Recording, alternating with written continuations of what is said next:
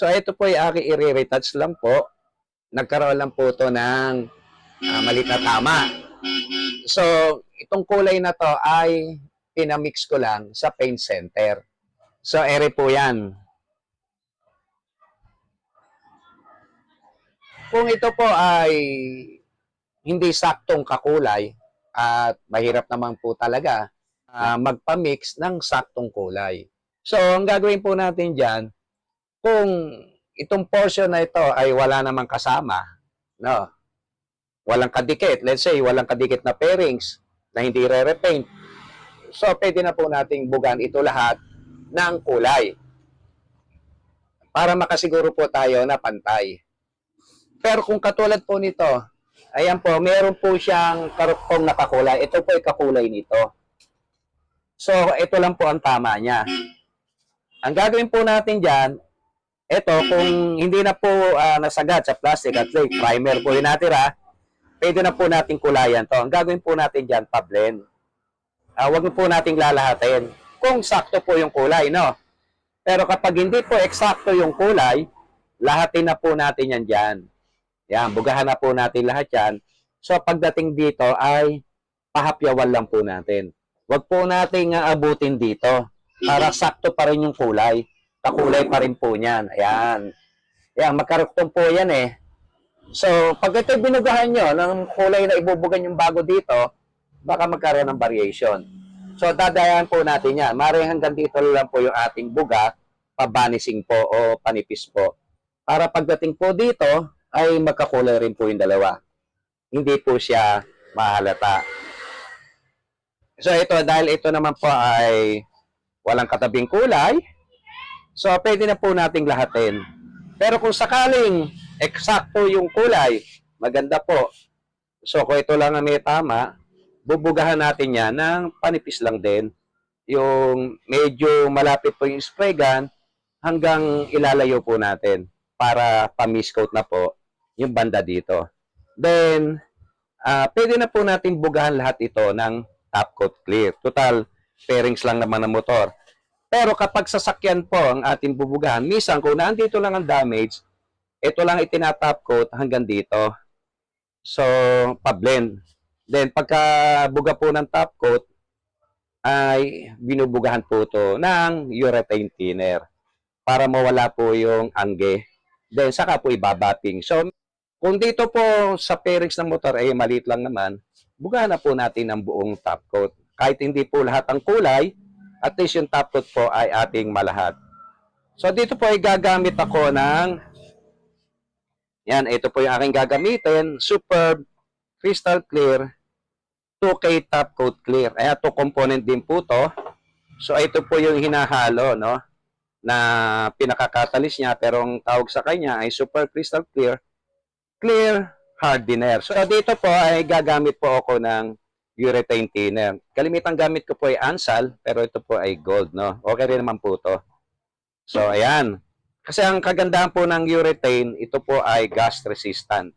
Basta 2K po, no? Ibig sabihin ng 2K ay 2-component system. Ito po ang mixing ratio niya. Ayan, 3:1:1. Ang ibig sabihin po niyan, 3 parts po niyan, yung pinaka-top coat clear, 1 part nitong catalyst or hardener, at 1 part ng urethane thinner.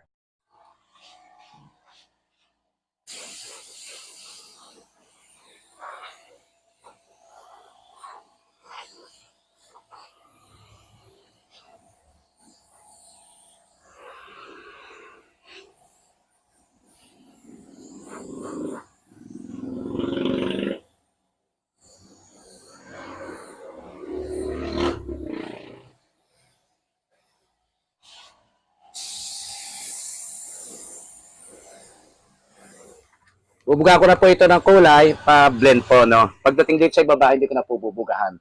Panhapapyaw lang po.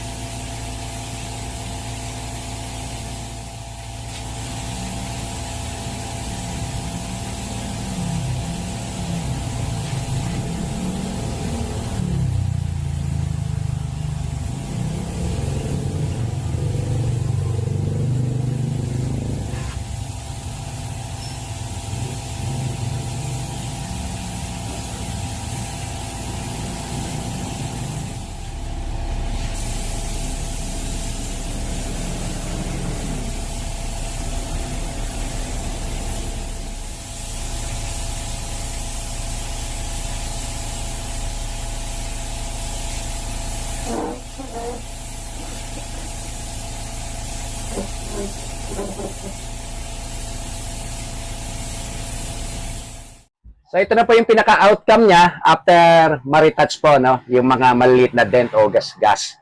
Pagka buga po ng kulay, then binugaan ko po siya ng 3 coats ng Superb Crystal Clear or 2K Top Coat Clear. Sa kulay ko, sa tingin ko medyo green, pero hawig na rin. Kaya yung ginawa kong buga dito, sa ilalim, ay hindi ko isinagad. Hanggang dito lang, pa-blend, no? O pa-vanishing. Para ito, kung dating kulay, ay humawig sa duktungan. So, kaya hindi pansin, pagka tinitigan nyo itong duktungan, pares na pares talaga. Kasi, hindi po nabugahan to. Pahapyaw lang po. So, gano'n lang po yung diskarte, no? Pag nag-retouch po tayo, na hindi nating bubugahan lahat. Wala namang nagiging perfect na pagtitimple, no? Unless na lang, katulad sa kotse, may mga code o may mga timbang.